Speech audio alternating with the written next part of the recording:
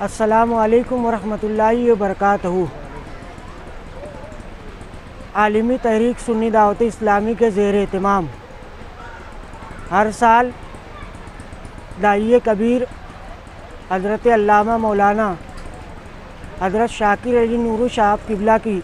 दावत पर पूरे आलम से बिलखुसूस शहर मालेगांव से वादी नूर सुन्नी इज्तिमा में पहुँचते हैं। गुज़िश्ता 3 साल से कोरोना व लॉकडाउन के मद्देनज़र ये इज्तिमा ना हो सका, मगर जब भी वादी नूर पर आले रसूल शहज़ादे गौसुल बरा नबीर सैयदुश्शोदा हज़रत सैयद अमीनुल क़ादरी साहब किबला की सरपरस्ती में मालेगांव शहर से हज़ारों की तादाद में आशिकाने रसूल वादी नूर पहुँचते थे। मेरी ऑल इंडिया सुन्नी जमीयतुल इस्लाम वो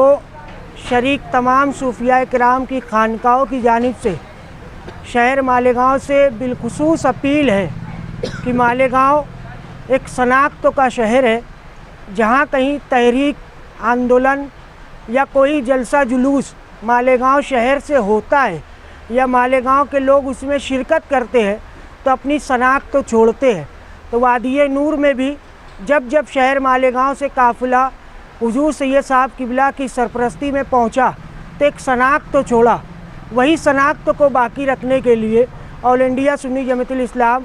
और मेरे साथ में खड़े अंजुमन संजरी सरकार, अंजुमन मुफ्ती आज़म हिंद,